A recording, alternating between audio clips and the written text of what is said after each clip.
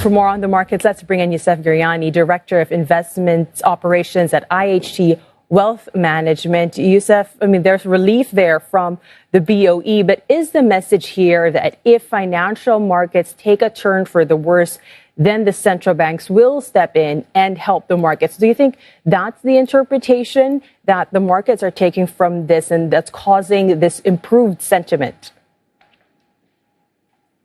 Well, I love the phrase, there's nothing more permanent than a temporary government program, right?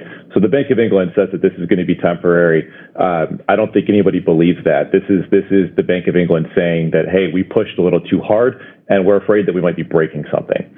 And I think what you saw in the markets today is just generally, in the United States, people saying the same thing, like, wow, it's possible that the Fed might be looking at this saying, hey, we might be breaking something. Maybe we're pushing a little bit too hard. Maybe it's time to take your foot off the gas a little bit, or foot off the brake, right? And gas on the rate hikes, you get the idea.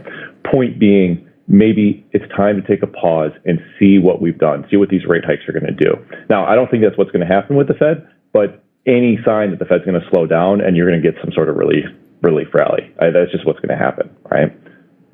Yeah, and that's what markets are hoping for, I guess. But as an investor, how confusing is this for you, the situation in the UK? Because on one hand, you have the central bank saying we're going to pull support, then the Treasury is saying we're going to add support, and now the central bank is trying to help the markets in this situation. How do you interpret these events?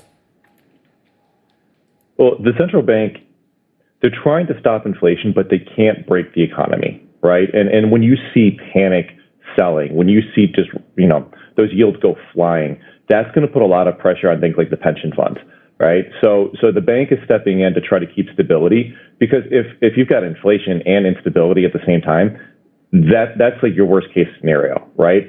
So the first and foremost, the central bank has to provide stability, and then they have to try to step in and they have to try to tame inflation. And taming inflation is difficult when it comes from the supply side.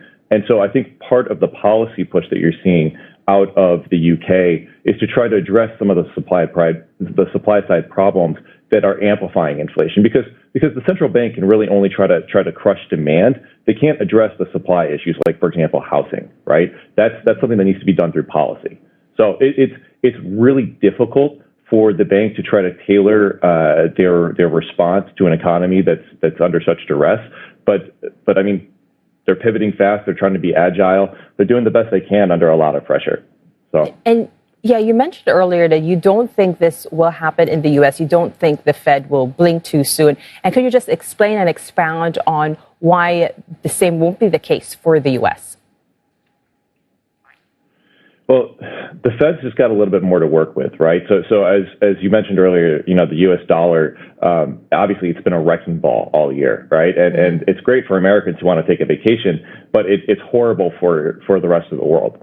But within the United States, the strength of the dollar has actually kind of worked to temper inflation a little bit.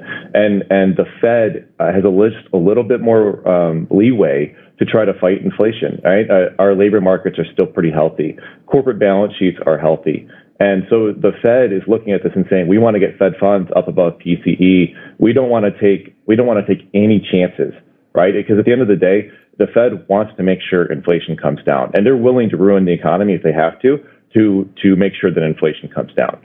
So they'd rather go too far than stop too early, which makes it very difficult as an investor to try to gauge, okay, what can you do in this environment? Where's the Fed going to go next? We believe that they should probably be pausing, but the Fed's got a little bit more leeway, and they're not looking to the rest of the world to take their cues, right? That's unfortunately for the rest of the world, that's not top of their mind right now. Yeah, before I let you go, Yussef, will the focus now be on inflation versus recession?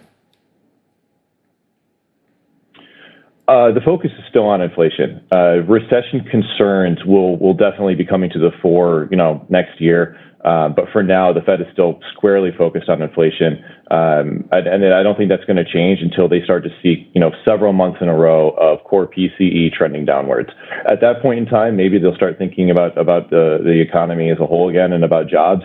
But for the time being, they are squarely focused on inflation. They're trying to do the best they can to make sure everybody knows that. And as an investor, that just means you have to be patient. You have to hold on and just keep looking forward, right? You can't drive looking in the rearview mirror. You got to be looking forward, got to be patient, have to be optimistic. So this will turn at some point. It hurts, but it will turn. All right. Thanks for the advice, Yussef Gheriani, the Director of Investment Operations at IHT Wealth Management. And those are your business updates this hour, guys. All right, Sarah, thank you so much.